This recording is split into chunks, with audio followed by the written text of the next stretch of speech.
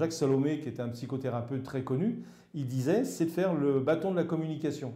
C'est de se mettre face à face, d'accord, assis par terre, comme ça le centre de l'ego, il est un petit peu baissé, ce qui n'est pas plus mal quand même. Il n'y a pas de table entre les deux personnes. Et on prend symboliquement quelque chose, on va dire un stylo ou un morceau de bois, ou pas un couteau, parce que ça peut être dangereux, bien entendu. Et on prend ce bâton et on se dit, ben voilà, on va se dire ce que l'on a envie de se dire, avec les mots choisis, bien entendu. Mais attention, on ne va pas le faire dans un but de destruction du couple, mais on va le faire dans un but, au contraire, de consolidation du couple. Et donc, celui qui a le bâton, il exprime à l'autre ce qu'il a envie de lui dire, d'accord? Et l'autre, pendant ce temps-là, est obligé de se taire et d'écouter. Parce que comme vous le savez, bien sûr, dans un couple, en général, il y en a un qui a un verbiage plus important que l'autre et généralement, il n'écoute pas. Et au contraire, il coupe en permanence la parole à l'autre. Donc là, celui qui a le bâton, eh bien, il exprime à l'autre en disant, ben voilà, il y a ça qui m'a déplu, j'ai ressenti telle chose quand tu m'as dit telle chose, et petit à petit, ben, on va arriver à s'exprimer réellement, plutôt que d'attendre des années à garder en mémoire des choses qui ne nous ont pas plu.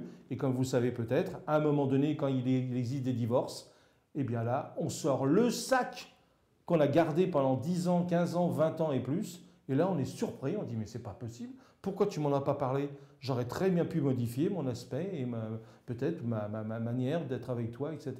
Donc ça, c'est vraiment fondamental, arriver à s'exprimer. Donc on prend le bâton, on exprime à l'autre. Et puis ensuite, l'autre prend le bâton, il a le droit de vous répondre. Mais pendant ce temps-là, vous vous taisez également.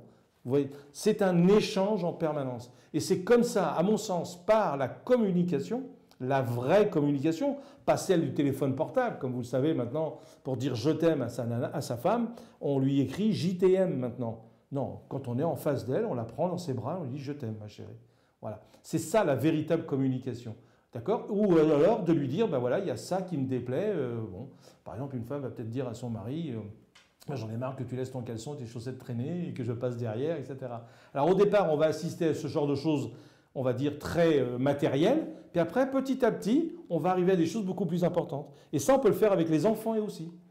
Petit à petit, alors les enfants, bien sûr, au départ, et ouais, j'en ai marre de descendre la poubelle, etc.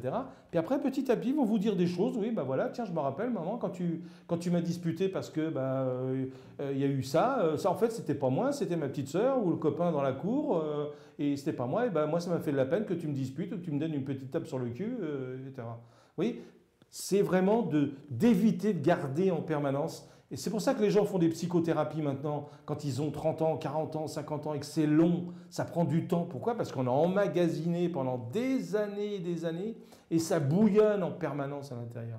Donc à un moment donné, il faut peut-être lâcher, et puis et surtout dire à l'autre, attention, je vais te dire des choses, non pas pour casser notre couple, mais parce que je t'aime, parce que j'ai envie que ça dure avec toi. Parce que si on veut que ça casse, on lui dit, tu m'emmerdes, et puis voilà, je veux dire, excusez-moi l'expression, mais c'est pas ça. Le but, il est, voilà, j'ai envie de te dire telle chose parce que je t'aime et que j'ai envie que notre couple, au contraire, soit vraiment dans l'harmonie la plus parfaite.